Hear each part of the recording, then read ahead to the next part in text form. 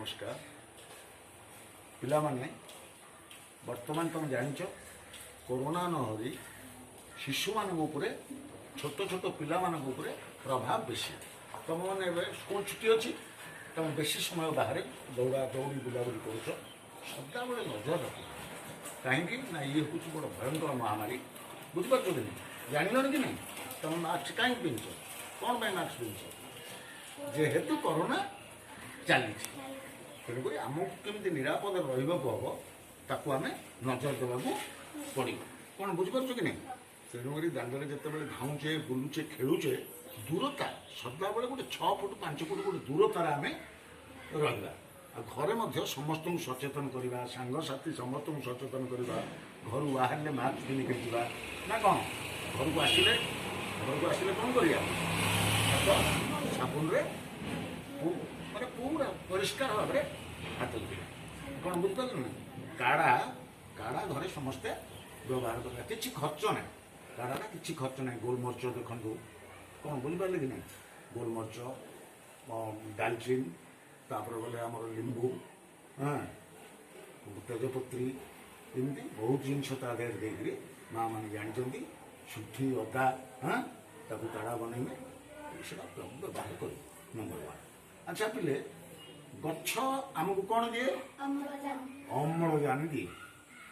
कौन बुझिपारे कि नहीं अच्छा सी कौन ग्रहण करे वायुमंडल अंगार कांड जो निश्वास आम छाड़ुचे सी ग्रहण करेंगे किए ग्रहण करेंगे वृक्ष देवता सी साधारण कथा नुह वृक्ष साधारण कथा नुह कौन बुझिपारे कि नहीं तापर आमको सी कौन दियंती अम्लजान सी आमको दियंती अम्लजान आमको दियंती जोटा कि आम ग्रहण न कले बंची पारिबा नहीं कौन सी जीव जगत अम्लजान बिना बंची पारे ना तेणुक ये गछर महत्व हूँ बहुत उच्चरे सबुठ श्रेष्ठ पूज्य जगन्नाथ वृक्ष देवता तेणुक वृक्ष ही शिव शिव ही वृक्ष कहुई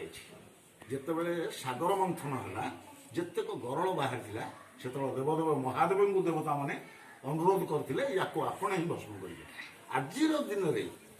जी गरल बाहर आम छाड़ुचे कलकारखाना गरल छाड़ुची कौन अंगारकाम्ल आम छाड़ुचे कौन अंगारकाम्ल आमर गाड़ी मोटर सब चली वायुमंडल दूषित होची ना नहीं आमको स्वच्छ वायु दरकार शीतल वायु दरकार आम समस्त घरे तो एसी नहीं आम आराम करवा तेणुक बहुत उत्तप्त प्रभाव में आमर मस्तिष्क मानसिक स्थिति आमर सब नष्ट हो दिन को दिन मानसिक स्थिति जाऊँगी आमर स्मरण शक्ति रोनी तेणुक स्थिर गोटे परिवेश सृष्टि करने को गोटे सुस्थ परिवेश सृष्टि करने को गोटे शीतल वातावरण को जिते आम आभार कहवा तुम मैंने आम देशर भविष्य आम गाँव भविष्य तुम समस्त वृक्ष उपर सचेतन कर वृक्ष उपर बुझेब आज ये जो वृक्ष तुमको ये दिखाई पिलाटीए गछटीए पिलाटीए गछटीए जो कार्यक्रम आगुरी चली स्कूल मनक तुम